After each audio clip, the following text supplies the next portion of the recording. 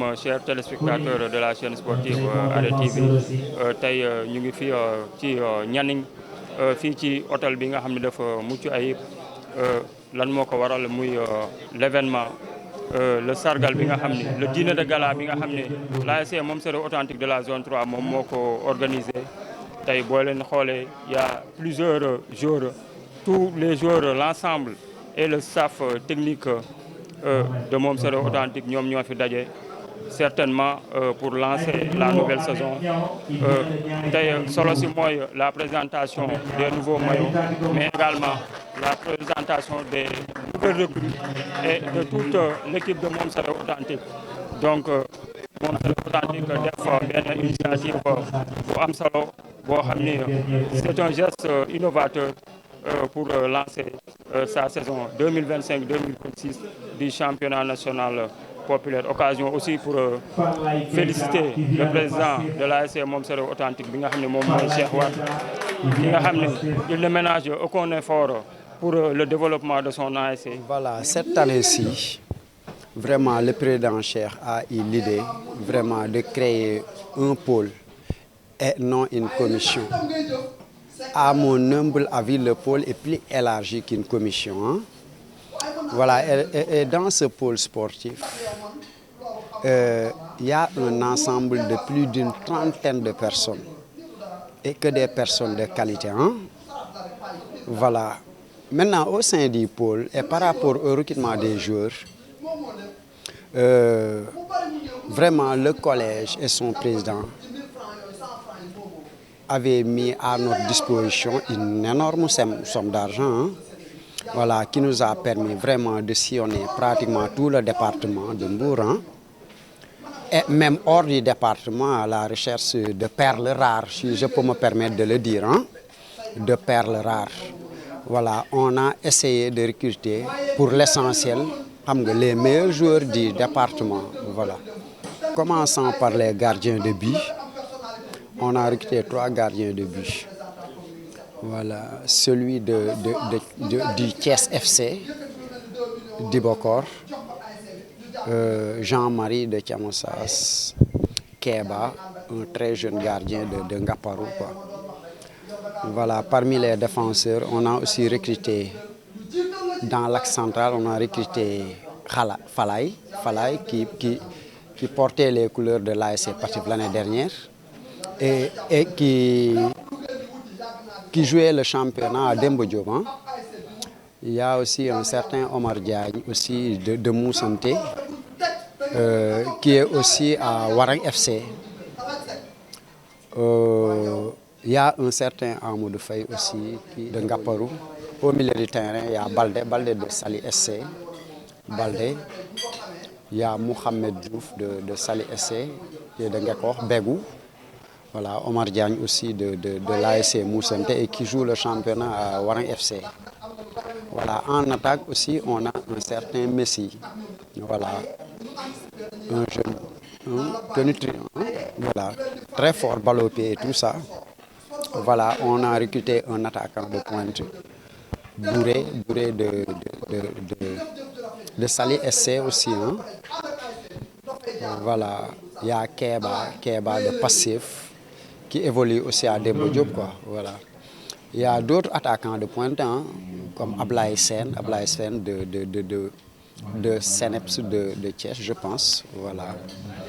Voilà. Et d'autres talents, hein, voilà. Exactement comme ça. Hein. Et dans la vie, il faut essayer aussi d'avancer, quoi. Voilà. Ça fait toujours partie des innovations. Hein. Voilà. Cher le président de l'équipe, vraiment, c'est un innovateur aussi. Voilà, dès son premier mandat, il avait instauré ce qu'on a appelé le collège des présidents. Voilà, un peu différemment des autres équipes. C'est lui aussi qui a eu l'idée aussi d'implanter un pôle sportif. C'est un innovateur, vraiment. Voilà. Donc, c'est dans cette même tordre d'idée aussi qu'il a pensé à cette journée, vraiment, qu'il a pensé à cette soirée, voilà, de dîner de gala, nous permettant vraiment de présenter l'équipe, les nouveaux joueurs, le sponsor. Voilà, une sorte de motivation vraiment pour tous les joueurs, voilà. Exactement. D'abord revenir sur saison bi parce que aujourd'hui jouer pour le Stade de Mbour c'est un rêve de gosse devenu réalité ma kontaan ci sant yàlla bu baax et aussi bi ma ñëwee fii waa ASC moom sa réew sargal ma devant tous mes partenaires samay mboroomi jour ma lu dul kontaan si am sentiment de contentement de satisfaction di ci sant waa moom sa réew bu baax jiital sant bi président Cheikh Wade. waaw aujourd'hui bon comme ni ko président waxee lii moom rare nañu gis ko ci équipe bu nawet parce que organiser diine bu mel nii woo joueur yëpp pour def lancement bu toll nii c'est une belle initiative di ñaan yàlla aussi voilà objectif yi nga xamante ne si ñu ngi koy fixé wu pour la saison à venir ñu atteindre ñëpp pour mën a sargal delloo njukkal président Cheikh Wade bi nga xam ni il nous met dans de très bonnes conditions pour que lii nii yëpp mën a am tey. Oui, bien sûr, c'est l'objectif. L'objectif est de voilà, tout casser, gagner tous les trophées disponibles, que ce soit le zonal, communal, départemental. Nous sommes sur tous les tableaux. Et Inch'Allah, vous savez, on va commencer à gagner, Inch'Allah. Je voulais remercier aussi la presse. Depuis 5 ans, je remercie aussi nos partenaires, surtout Mika Sport. Voilà, qui ont vraiment taxawuna événement avec équipement qualité yi mu defaral ASC bi defar ko avec le cœur. Voilà, pour rebondir un peu sur ces questions, voilà, je pense que diine bi damay faral di ko def chaque année ak joueurs yi. Voilà, parce que pratiquement joueurs yi mën nañ leen recruter ba mu jeex du ma leen gis. Très souvent leen gars yi di seeti woo ma téléphone. Parce que dañoo am un pôle sportif boo xam ne moom mooy gérer recrutement bi man à chaque année moment bi day nekk moment bi may rencontrer les joueurs voilà fii boo yu bëri fi ñëw mën naan c'est la première fois ñu gis ma voilà peut-être ñu gis ma en tant que joueur moom c'est authentique parce que dañuy recruter nekk moom sur place mais moment bi dama koy organiser chaque année bala ñëw football partager ak ñoom waxtaan ak ñoom ci objectif yi waxtaan ak ñoom ci fi ma bëgg ASC bi dem waxtaan ak ñoom ci innovation yi cette année nag dama décidé doon innover voilà moo tax man ni duñu ko def sama kër duñu ko def ci koñ bi mais dañuy dem dans un endroit vraiment idéal boo xamante ni voilà dina kii moo tax ma ni nañu dem hôtel Casa Coco de Niary organiser fa un dîner inviter nos partenaires inviter les autorités du mouvement navétane mais inviter aussi la presse voilà surtout comme Arrêt TV ak liggéey bi ngeen di def ñoo xam ne bu ñu leen associé suñuy yëf innovation yi ñuy bëgg wane ci navétane dina mën a fay. Innovation may wax à l'entame de mon propos mooy que ñun voilà nous sommes une équipe boo xamante ne ay jeunes ñoo ko jiite voilà à chaque fois rek dañu war l'innover parce que navétane du da ngay ñëw rek di gagner ay trophées au-delà des trophées wala au-delà de l'aspect football il y a autre chose boo xamante ne navétane war na ko mën a wane mooy tey comme genre jotaay yi di toog avec différentes générations waxtaan suñu collaboration ak suñu partenariat ak Mika Sport ci lancé boobu la nekk mooy gis nañ ni Mika li muy defal vraiment c'est de la qualité te ñu bëggoon ko depuis l'année dernière yàlla def sottiwul moo tax cette année vraiment bi ma ko contacté ñu waxtaan ma li ma proposé parce que j'ai cherché aussi partout mais li ma proposé gis naa ne y a pas meilleure offre ci qualité le prix certes xaw na kii tuuti mais la qualité vraiment moom man satisfaire na ma mais design bi ak aussi couleur yu spécial yi nga xamante ni day raar yi mu lay proposé voilà moo tax man ko daal Mika il faut que cette année ñu jàppante def un partenariat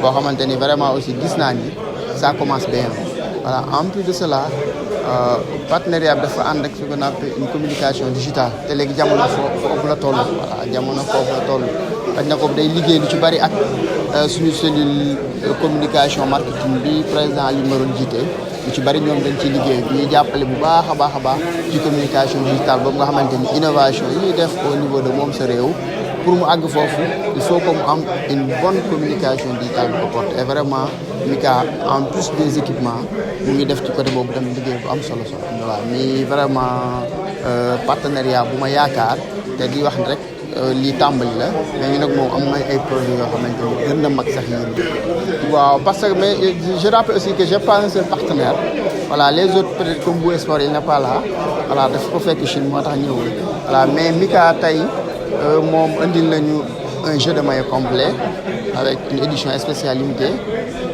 les loisirs aussi avec un jeu de loisirs aussi avec une édition spéciale limitée indil nañu aussi membre et staff bi mu habillé leen complet maillot pantalon ak chaussures yëpp moom moo leen ko habillé en plus de cela jox nañu ay bas jox ñu ay chaussettes antidérapantes voilà jox ñu ay kii offrir nañu aussi des cadeaux voilà comme les kii là comment on l'appelle voilà yi booy di entraîner yooyu yëpp tamit moo ñu ko offrir.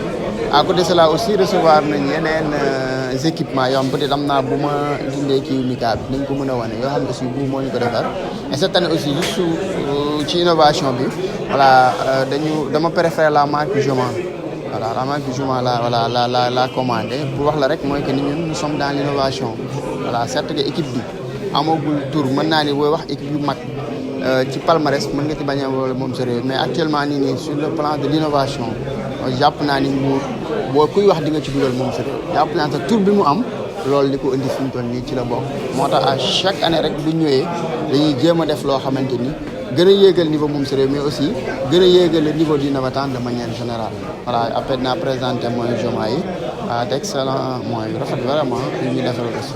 objectif bi lan la rek. waaw moom sax moo tax ma ni les jours il faut rester voilà parce que il faut que je discute avec les joueurs vraiment des objectifs de l'équipe voilà cette année moom vraiment voilà je vise haut wax naa leen ko et groupe bi ma gis ni la qualité leur comportement leur engagement xam naa ne cette année mën na ma permettre ma àgg ci objectif yooyu voilà mais daal ce qui est sûr moom mooy objectif zonal vraiment bëgg nañ ko gagner nag voilà mais nous visons au moins voilà doubler coupe zone et coupe maire voilà après départemental aussi solutif pour dem aussi ndax am nañ aussi ay ambition régionale et pourquoi pas nationale. waaw yéen aussi di leen remercier vraiment ARED TV j'essaierai pas de le dire voilà yéen a ngi def liggéey bu am solo voilà sànq man marché Thiamassa résidence mu fekk muy jógee Dakar sama oto mais pratiquement ci yéen laa ko seetaani voilà di leen wax ni rek vraiment nous allons vous accompagner aussi parce que tamit dans la vie loolu moo fi nekk voilà bu ñu amee événement ngeen ñeen taxaw yenn affaire yu am solo yi yéen lañ ko mën a xoole kon donc day war di ci lancer un appel nag à tous les présidents et à tous les acteurs sportifs mbourois ñu ñëw vraiment seen kii bi ñëpp dugal seen loxo ba tey jii ngeen dem ba nekk une chaîne internationale ba leen di dégg partout dans le monde loolu la leen di ñaanal et bien